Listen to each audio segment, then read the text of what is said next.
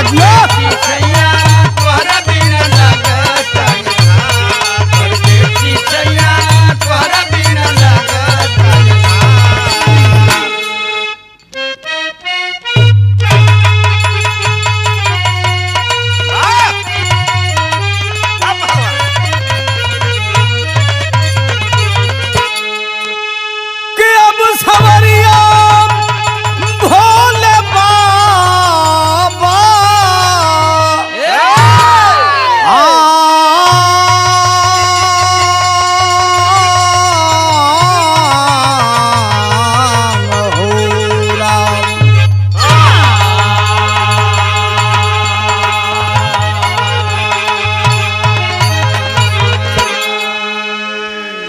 आदरणीय सज्जनों, हम बिरहा कलाकार बुल्लू लाल यादव मऊ की धरती से आज हरिओम म्यूजिक सेंटर के माध्यम से एक बिरहा पेश करने जा रहे हैं। आशा ना पूर्ण विश्वास बा कि आप लोगन के जरूर पसंद आई। 4 लाइन की भूमिका है मास्टर।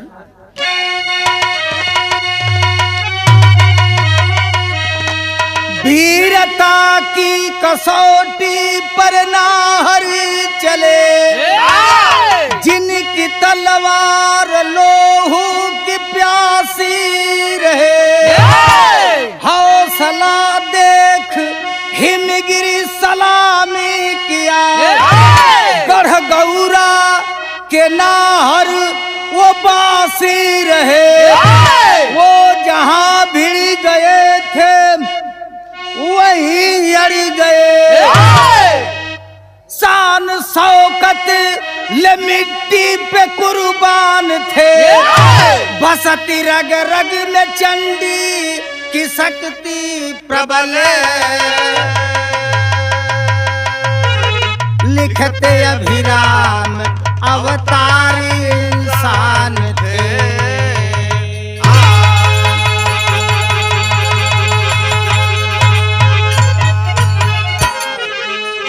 मास्टर साहब एक लाइन गजल के नमूना हो।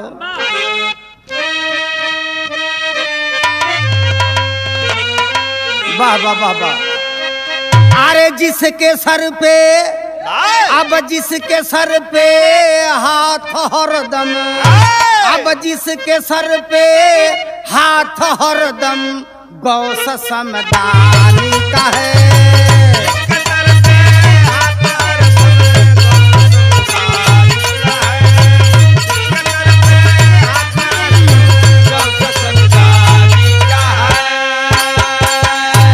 जिसके सर पे हाथ हरदम गौस समदानी का है।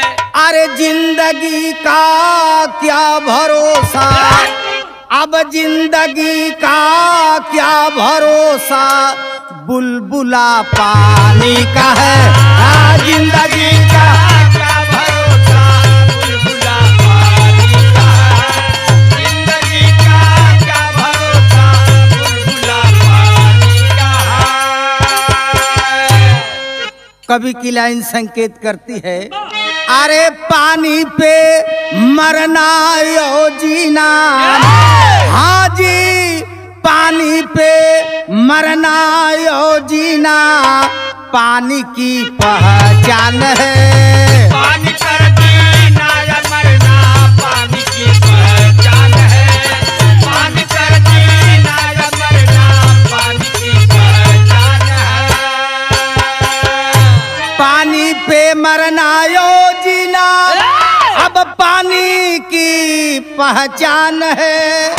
पानी का पानी ना समझा, अरे पानी का पानी ना समझा तो पानी का अपमान है।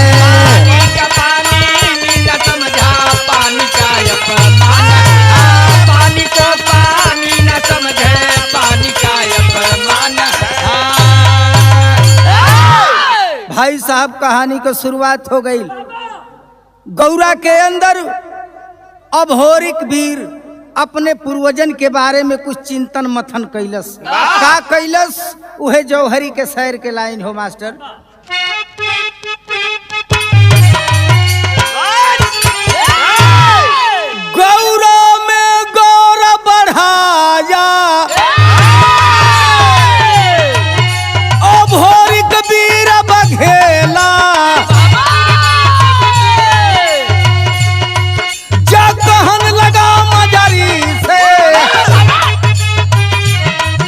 सुन बात जिगर घबराई है ऊंच नीच की बातें सब भोरी को समझाई पर जिद पे अड़ा है नाहर माला खोजत लगाई आंगन तुलसी लगाया रख दिया दूध कटोरा तुलसी सूखे दूध बदले समझो आफत में छोड़ा ले बिगा पहुंच काशी में सेना संग डेरा लाए तमाम देश के राजा पिंड दान करने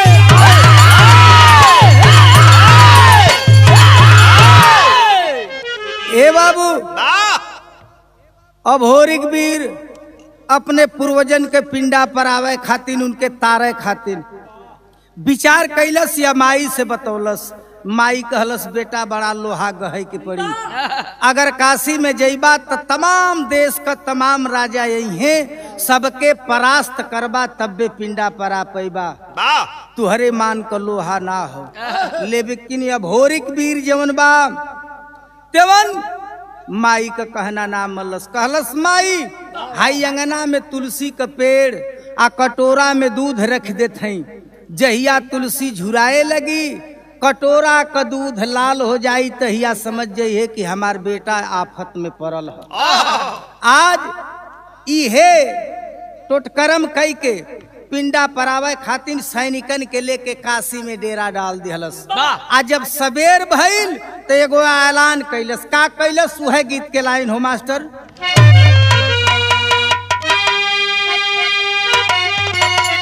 हर सही बतिया कही गईले अब आगे के पूर्णिया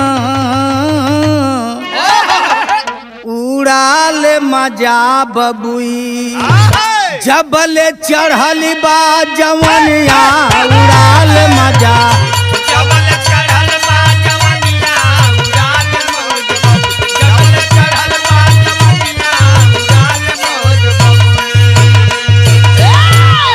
भाव लगल बिरहा के अंदर हर कैला ऐलान तेगा ताने ला जवनवा काशी में पहिले होई, अरे काशी में पहिले होई हमार पिंड दनवा काशी में पहिले हमार पिंड दनवा काशी में पहिले होई हमार पिंड दनवा काशी में पहिले होई हमार पिंड दनवा काशी में पहिले होई।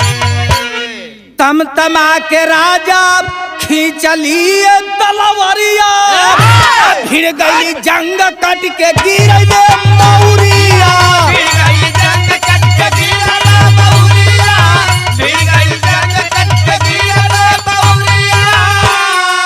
हर लड़ी के हार माने सब अब पक्ष में बभनवा काशी में पहिले होई हमार पिंड दनवा काशी में पहिले हमार पिंड दनवा काशी में पहिले होई हमार पिंड दनवा काशी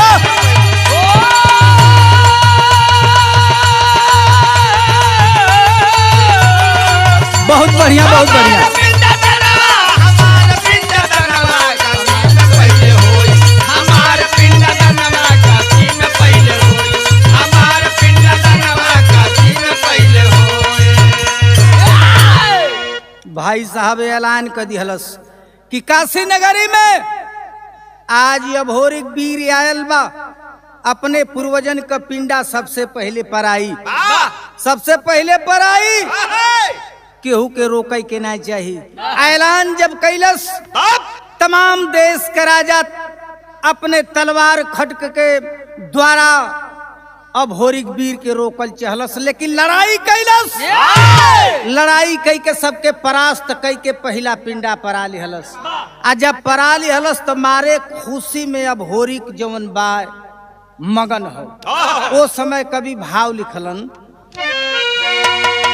पिंड दान कर वीर बघेला, अरे पिंड दान कर वीर बघेला, मन ही मन मुस्काया है। सुदनीपुर का भूप सुरजापत केवला सुता संग आया, खेमा में सोहरत सुन केवला, खेमा में सोहरत सुन केवला, देखने को बेताब हुई, चला आ रहा तंबू में पड़ते नजर बे ख्याल हुई। संभाल सखी सब होश में लाई, संभाल सखी सब होश में लाई, लोभाए सूरत पर प्यार किया, बात किया ना आगे बढ़ गया, चला के जादू मार दिया। ए बाबू मारे खुशी के मारे अभोरिक वीर अपने खेमवा से निकल गयल बहरे, अपने खेमवा से निकल गयल बहरे, अब बहरवा निकल के लगल टहरत टहरत चल गल ओहरे, जेहर केवला रानी के तंबू लगल रहल। केवला सुनले बा कि सबसे वीर बघेला अभोरिक हो, सबके परास्त कैलस, तनी सूरत देख लेती। एगो सखी कहलस कि देखा सखी घबराइले के बात ना बा, अभोरिक वीर है रास्ता धैले यही हमरे तमुआ में ओरे आवत हो, भर नजर देख लिहा। ए बाबू केवला देखल चाहत बा, अभोरिक जवन बा रास्ता धैले आगे बढ़ गयल, केवला और तकबो न कैलस। त केवला जादूगरनी ए भैया झोरी से अपने पियरवा सरसों निकाल के मरलस, जादू अभोरिक के सुग्गा बना लियल।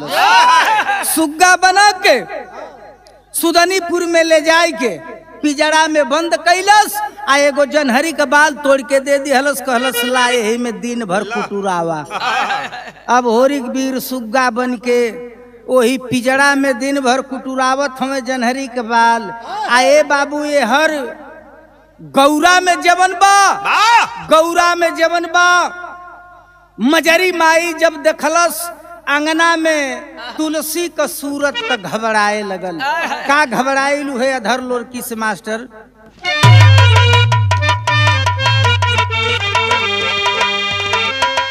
अरे नारी की होती नजर की कलाओ, तो भला कोई कैसे बचेगा दीवाना।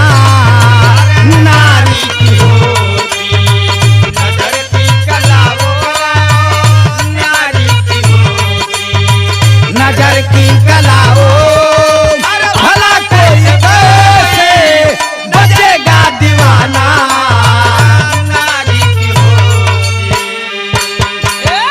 अब नारी की होती नजर की कलाओ, नारी की होती नजर की कलाओ, नारी की होती नजर की कलाओ, भला कोई कैसे बचेगा दीवाना। है तीरे नजरी की नजर पार करती करती, तीरे नजरी की नजर पार करती, दिखे ना गिरे भी ये घायल जमाना। नजर पार करती करती, तीरे नजर की नजर पार करते,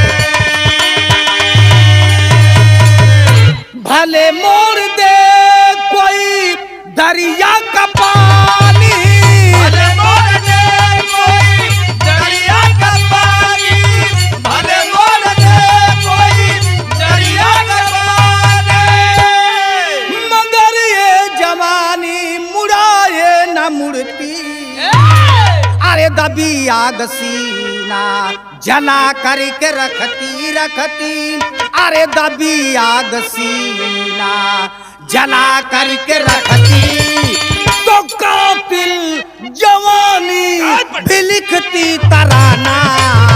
दबी आग सीना दबा करके रखती रखती, दबी आग सीना दबा करके रखते।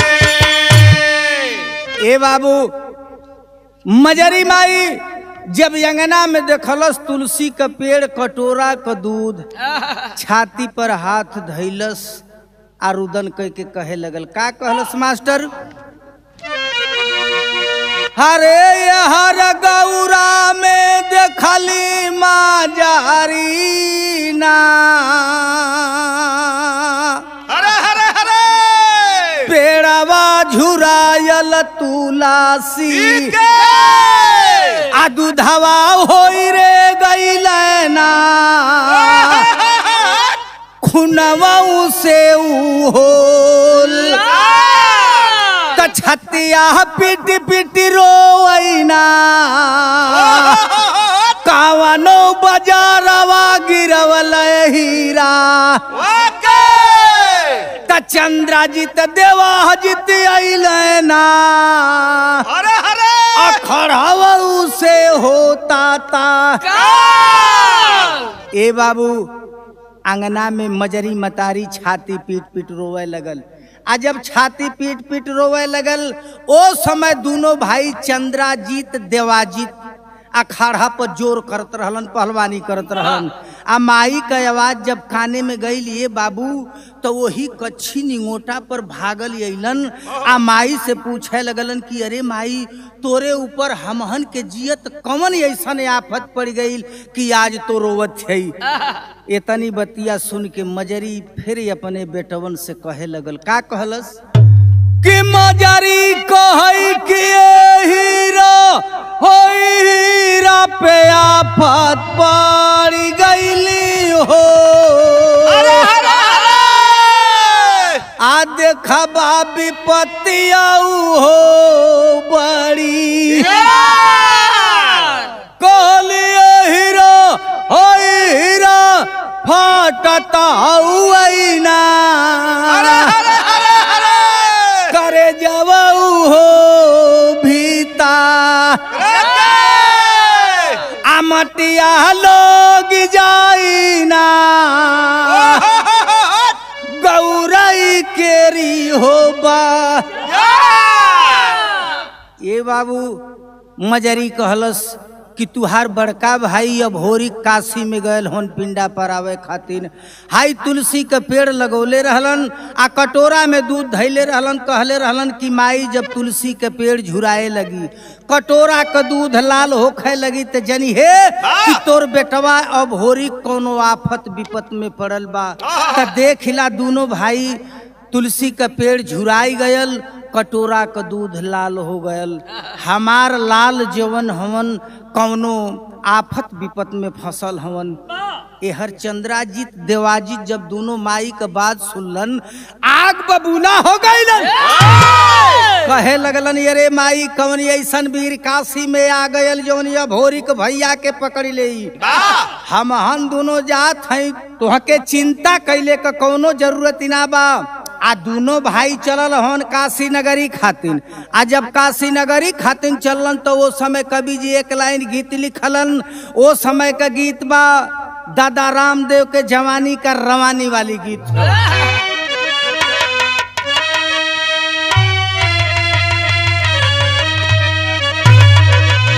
अरे हमार अब हमार पाय जे बरा हीरा जरा दो, हमार पाजे बराजा हीरा जरा दो, हमार पाजे बराजा हीरा जरा दो। हो रे वो झूलनी पे उड़नी जाजिया उड़ा दा, हमार पाय जे बराजा हीरा जरा दो, हमार पाजे बराजा हीरा जरा दो, हमार पाजे बराजा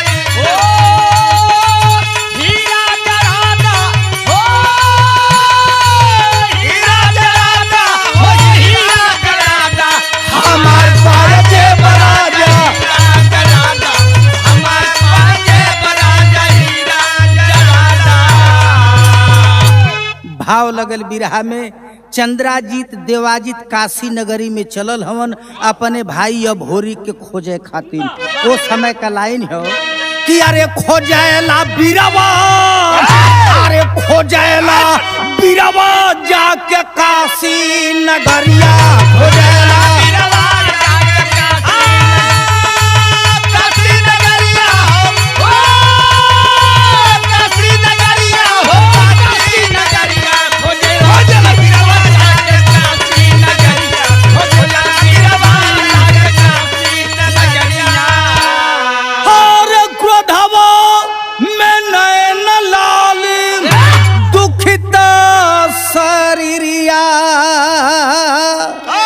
खोजेला बिरवा जाके काशी नगरिया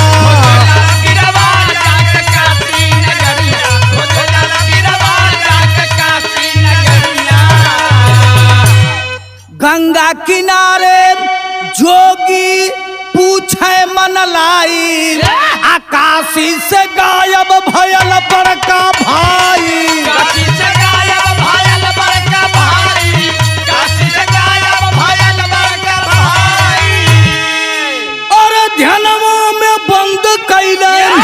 जोगी नगरिया खोजेला बिरवा जाके काशी नगरिया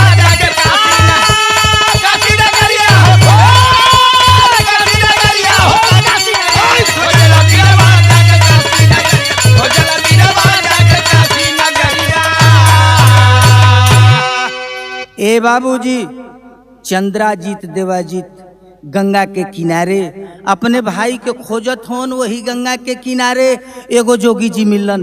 आज जब जोगी जी मिलन तो जोगी जी पूछत होन ये लड़को तुहन का खोजत हवा। चंद्राजीत बतौलस बाबा काशी में हमार भैया या भोरी की अइलन पिंडा परावे खातिन आ उनकर पता ना बा कई रोज से घरे ना गइलन उन्हीं के खोजत है जा।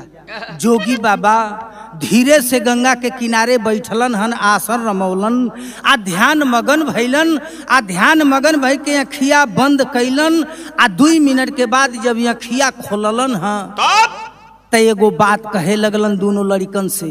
का कहलन वह तेरी का लाइन लगल मास्टर।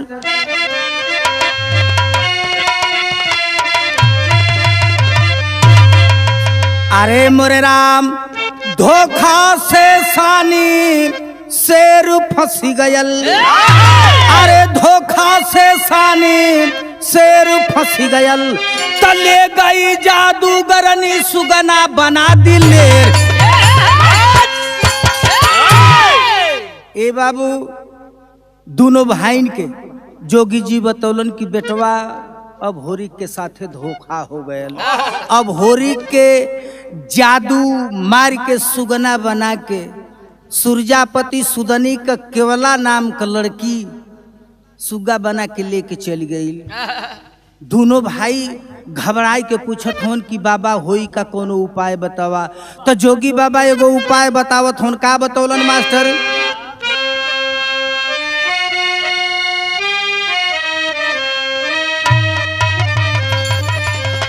उहे बात बतौले हवन कि सूर्यापति सुदानी का केवला बेटी निया रे केवला बेटी निया हो सदिया क कैले बा करारन हो लाल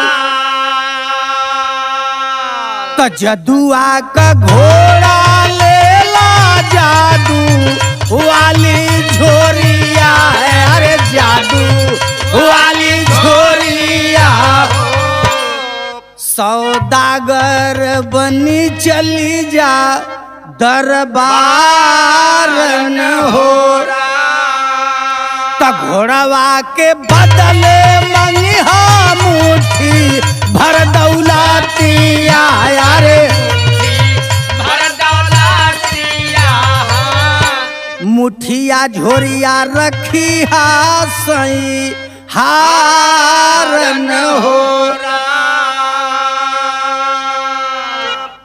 दूसरी शरता राखी हा जो ले घोड़ावा।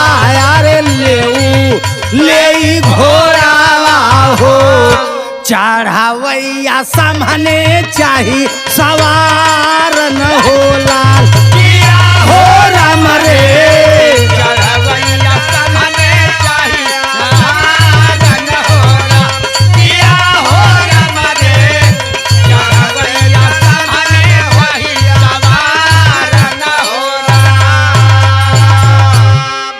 बाबूजी साधु जी बतौलन दोनों भाई से कि बेटवा हाई जादू से एगो घोड़ा तैयार कर देते आ हाई जादू वाली एगो झोरी बड़ा छोट मोट के बा दोनों जाने सौदागर का भेष बनावा आ सुदनीपुर चल जा सूरजापत के दरबार में सौदागर बन के घोड़ा के बेचा घुमा गली गली अगर राजा के घोड़ा पसंद पड़ जाए घोड़ा का कीमत पूछे तो लाल लोगन कह दिया कि मुट्ठी भर दौलत यही झोरी भर हमके चाहिए अगर जो कौनो कारण से झोली भर जाए दौलत से घोड़ा ले ले उ राजा तो दूसरी शर्त रखी है कि ये घोड़ा पर सवारी करे वाला हमन के सामने चाहिए इहे दूगो शर्त रखले हमन आ उ घोड़ा लेके दोनों लड़का चल दी हलन सुदनीपुर के आ जाके सौदागर बन के घोड़ा बेचत हवन आ घोड़ा बेचत हवन तो वही समय भाव लगल मास्टर पहपट के अरे घोड़ा झोरी ले गईले भेषधारिया पट्ठा गौरा के और घोड़ा झोरी ले गईले भेषधारिया पट्ठा गौरा के आसुर जापति के लग गईली खबरिया पट्ठा गौरा के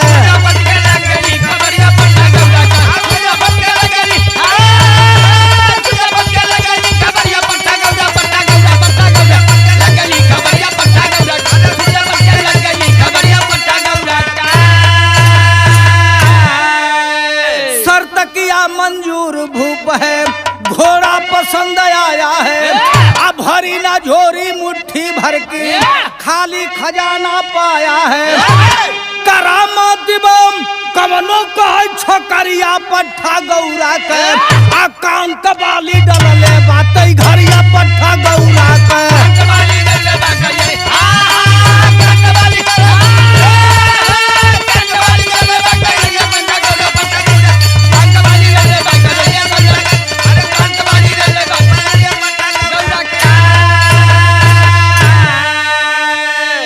ए बाबूजी चंद्राजी देवाजी घोड़ा बेचत होन सौदागर बन के सुदनीपुर में सूरजापत के खबर लगल कि एगो सौदागर आयल बा बड़ा बढ़िया घोड़ा लिहले हो बोला लिहलस दरबार में पूछलस घोड़ा का कीमत चंद्राजी बतौलस कि यही झोरी भर दौलत हमके चाहिए कलाओं में का रहल कि जितनी दौलत राजा लिया के दे चंद्राजीत अपने मुट्ठी में लेके वही झोरिया में डलले चल जाए झोरिया भरबे न करे पूरा राजा का खजाना खाली हो गयल केवला पता पौलस की ऐसन ऐसन बात बा आ जब केवला पता पौलस तो वो केवला जादूगरनी रहल ये भैया केवला जादू का मरम जान गई कि जादू वाली झोरी बा कान का बाली केवला निकलस आ धीरे से चंद्राजीत के न देख के वही झोरिया में डाल दिहलस झोरिया भर गई आ झोरिया भर गई तो अरे भर गई झोली मिल गया घोड़ा सवार कोई ना टिकता हो आ छोड़ बहादुर भगे जंग को कोई वीर ना दिखता हो तक केवला को हो गई लाल नजरिया पट्ठा गौरा के आ हनी हनी में हना मार वीर बलकरिया पट्ठा गौरा के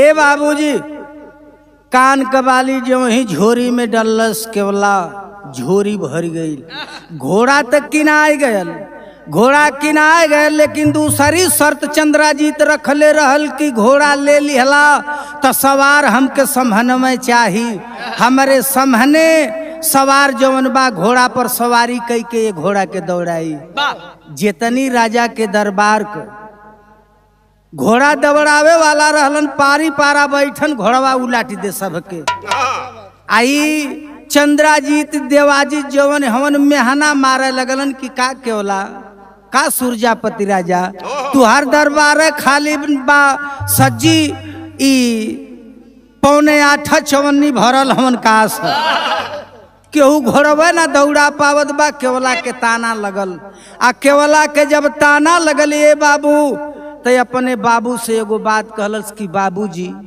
एगो हमार बात सुना, एगो उपाय हम करत हई। का कहलस? केवला कहले है अपने बाबूजी से आला कलाइन सदर के लगे।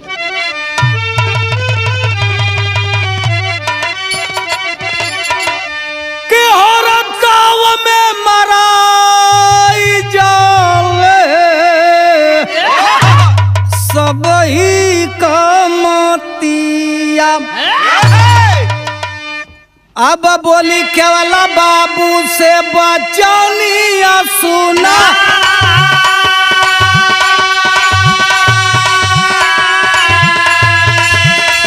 अब जात बारी महली में ली आई बैसावारा।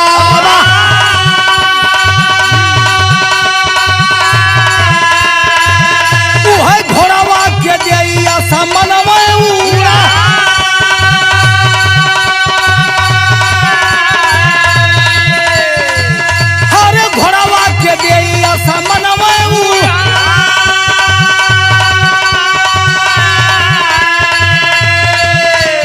सुगना के भोरी के मरदवा बनावाले।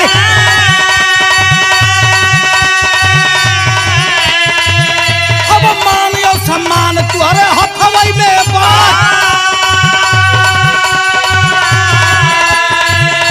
आ देखता देखत में भोरी का चढ़ी गई।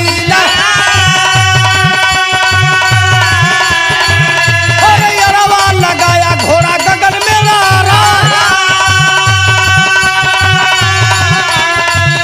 अब कैला सारा चंद्रजीत तवने छनावा। भैया गौरा नगरिया के जैबा हो पारा,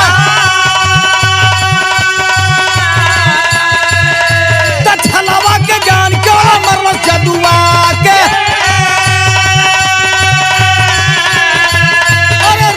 के गिरा घोड़ा पीरिया तो सूरजापति दिहला लंकार गिरावाना के। अब दोनों वीर रहे तलवरिया चाला, चंद्रजीत कहले देवाजी से बचनिया।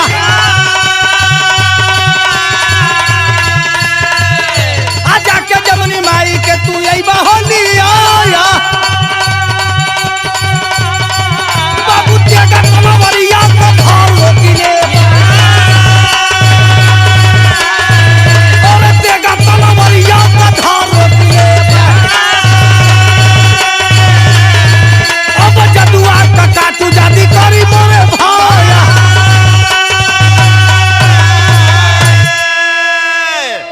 बाबूजी केवला कहलस पिताजी हमके महल में जाएदा, हम जात हैं एगो सवारी ऐसा लेके आई कि घोड़वा के आसमान में उड़ा दे।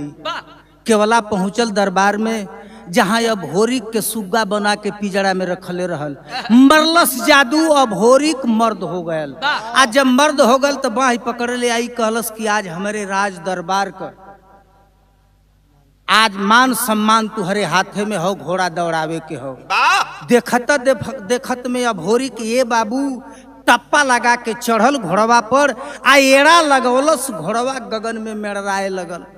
आ जब गगन में मेड़राए लगल तो चंद्रजीत कहलस भैया यही दबौले एड़ा तू गौरा नगरी के चल जा। इशारा पौलस चंद्रजीत का इशारा पाके अब होरिक जवन बा घोड़ा लेके गौरा नगर का रास्ता जब पकड़लस तो केवला बात के जान गई। आ जब जान गई तो जादू चला के मरलस। जादू वाला घोड़ा राख होके अराराय के लेके गिर गल नीचे। सूरजापति ललकार दिहल दरबारियन के कि युद्ध होखे के चाही। दोनों ओर से तेगा तलवार चले लगल।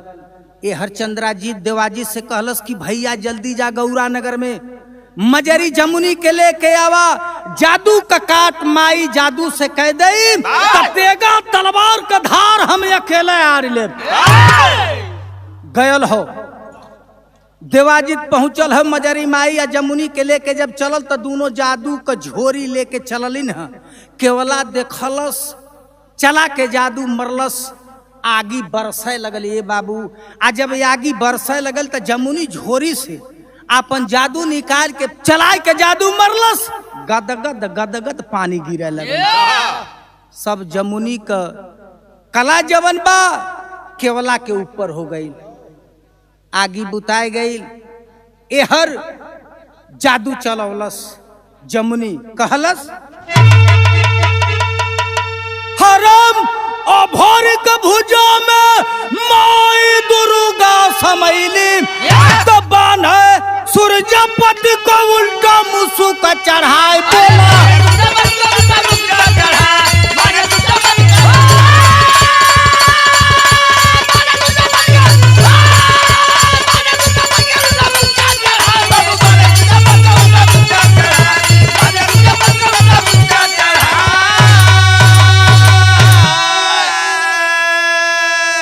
ए बाबूजी जमुनी जौन बा केवला के जादू में हरौलस। आ जब हरा दिहलस तो जादू तान के मरले बा। उ जादू वाला घोड़ा आ मूर्छित होके जवन अब होरी गिरल रहलन, कनकनाए की अब होरी उठलन है, आँख खोलन तो देखत हवन कि हमार दोनों भाई चंद्राजीत देवाजित लड़ाई करत हवन। ए बाबू जैसे दुश्मनन पर बाँझ टूटे, बाँझ के तरह टूट पड़लन। आ जब टूटलन है तो जे जेतर भागे ते तेतर भागे। पकड़ा गल सूर्यापति राजा, पकड़ के बहिया खींच ली हलस, पटक के पिठिया पर बैठ के उल्टा मुसुक चढ़ा दिहलस। आ उल्टा मुसुक चढ़ाई के उहे तेगा निकललस। आ तेगा निकललस कि धड़ सर अलग कह दे। आ तौले केवला देखलस कि जेके हम अपन पति मनली उहे हमरे बाप का गर्दन काटल चाहत हो। जाय के जमुनी माई का पांव पकड़ के रो रो के एगो बात कहे लगल। का कहलस मास्टर? खड़ी का लाइन लगल।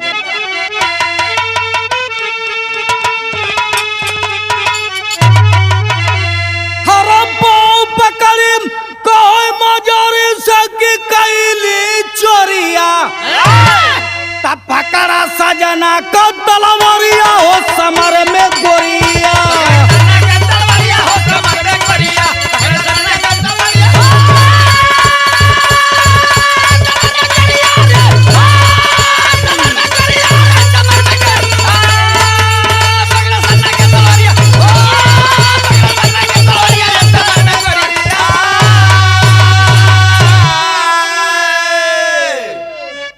जो गर्दन बाप का हमारे देई के कन्यादान हो। आ मजरी कहे कि छोड़ दा बेटा, पूरा भयल अरमान हो। ए हर केवला जाके मजरी का गोर पकड़ के रोवे लगल। कहलस माई हमरे गलती के क्षमा कैदा, हमसे बड़ी भूल हो गई। चोरी कैली तुहरे बेटवा अब होरी का सुग्गा बना के अपने राजमहल में रखली।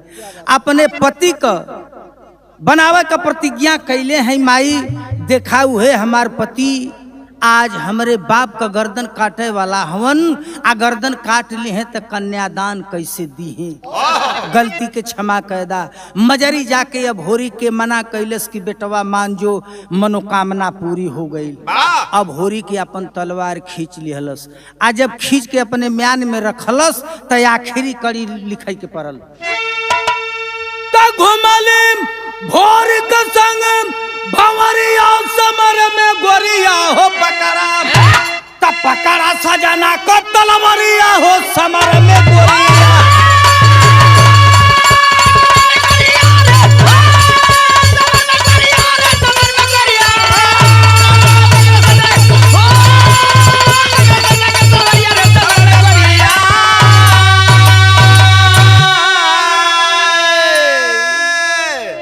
आदरणीय सज्जनों,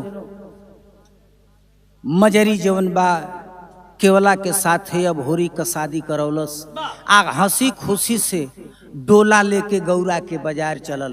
तो आज हरिओम म्यूजिक सेंटर बड़े भाई परम आदरणीय श्रद्धेय श्री अभिमन्यु यादव जी आपके देख रेख में ई कैसेट आज जात बा। आशा ना पूर्ण विश्वास बा कि आप लोगन का दुलार प्यार जरूर हमके मिली। आजमगढ़ देवारा से श्री लालचंद शायर जी, सुभाष गायक जी, रामदरस कवि जी का बड़ा दुलार प्यार मिलेला भैया, बड़ा प्रेम भाव मिलेला। तो आखिरी कड़ी में कहना हो, गुरु बिहारी गुरु सरजू संग लाल दहारिया ला।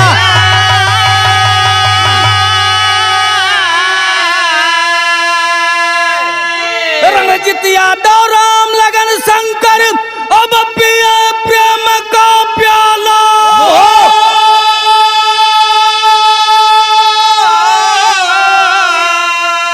धोखा से सानी शेर फंस गयल, बुल्लू अभिराम के ना केहू के